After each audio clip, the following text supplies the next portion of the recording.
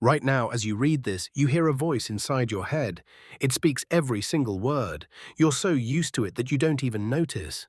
Now imagine it's gone. Completely. Silence. Not peace, just the absence of words in your head. That's exactly how your ancestor lived. And it changed everything he could think. Most people assume language is just a way to communicate, to pass on messages, but the truth is far stranger. Language wasn't given to us so we could speak. It rewrote the way we think, and maybe it created our very sense of self.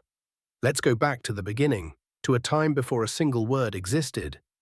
For several million years, our ancestors lived with no speech at all. They weren't stupid. They survived brilliantly, but their world was a world of sounds, not words. A scream, danger, a growl, go away, a shriek, pain. Like apes today, there are signals, but it isn't language. A signal is tied to the moment. You can't cry out about something that happened yesterday. You can't warn about a beast that isn't here right now. The whole world is only here and now. No past, no future inside the head. Try to remember yesterday without a single word. You'll only get pictures. That's what thinking looked like before language. Vivid but locked in the present. For speech to appear, several things had to come together at once. First, the body itself. The human throat is unique. In other apes, the larynx sits high and they can't make so many different sounds. In us, the larynx dropped lower. It made room for a huge range of sounds. But we paid a strange price for it. Humans are the only animal that easily chokes on food.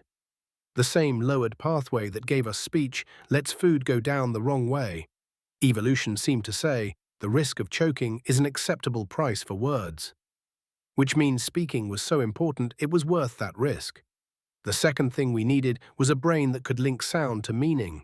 Not just to shout, but to turn a sound into a symbol, a sign for a thing. That's the great leap. The sound tree is not a tree, but it stands in for it. In that moment, something is born in the head that animals don't have. Picture that very first time someone pointed at a predator and made a specific sound, not just a scream of fear, but a sound that meant exactly lion, a specific word for a specific thing. And another understood. He linked the same sound to the same beast.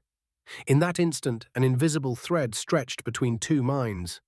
One person could place a thought into another's head, with sound. This was stronger than any tool, stronger than fire, because now knowledge could outlive a single person. An elder could say, "That berry kills," and save someone not yet born. Experience stopped dying with the body. It began to be passed on through words. And here is where it gets truly strange. Language didn't stay outside, like a tool in the hand. It crawled inside the head and changed thinking itself. With the word tomorrow, a human had a future for the first time. With the word if, he could imagine things that weren't real. To plan, to lie, to dream. All of it needs words. Without the words danger behind that hill, you can't plan a way around it. Language gave us a time machine inside the skull. We learned to think about what isn't in front of our eyes. No other animal can do this. That is the whole difference, and maybe that's when the sense of I was born. To say I want, you first have to separate yourself from the world with a word. The voice in your head is simply language that became thought. But language changed more than one person. It changed the group. Apes stay bonded by grooming each other. It takes hours. That way you can only keep a few individuals close. But with speech, you touch many at once. Conversation is grooming at a distance. You can sit by the fire and hold dozens of people together with words. And one more thing, with words they began to tell of what no one had seen. Who lied to who stole, who can be trusted. Gossip sounds petty, but it's exactly what kept the tribe honest. Reputation only exists because we can talk about it. And with gossip came stories, and they did something enormous to us. With stories, people first believed in things they couldn't touch. Spirits, ancestors watching from the sky. Rules you must not break. None of it exists in reality. It lives only in words. But if a whole group believes one fiction, it starts to act like reality. 1,000 strangers can work together if they believe one story. So from words grew tribes, then peoples, then entire civilizations. Neither lions nor wolves can do this. They have no shared fiction. Language gave us the power to live in a world that physically doesn't exist. Money, laws, countries, all of it is just stories we agreed to believe in. And it all rests on those first sounds around the fire. But this gift has a dark side too. The same voice in your head that lets you dream can also torment you. An animal fears only a real threat, here and now, but a human builds fear out of a future that doesn't yet exist. What if I get sick? What if I'm abandoned? A beast never suffers like that. We're the only ones who can talk ourselves into anxiety with words alone. The same language that built civilization keeps you awake at night. That's the price for a whole world woven from words living in your head. So when did the very first word sound?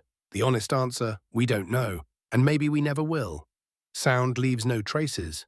Words don't turn into fossils.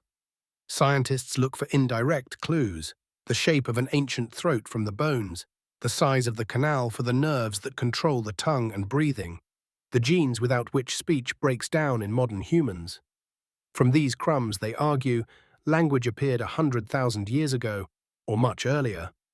Most likely there was no single first word.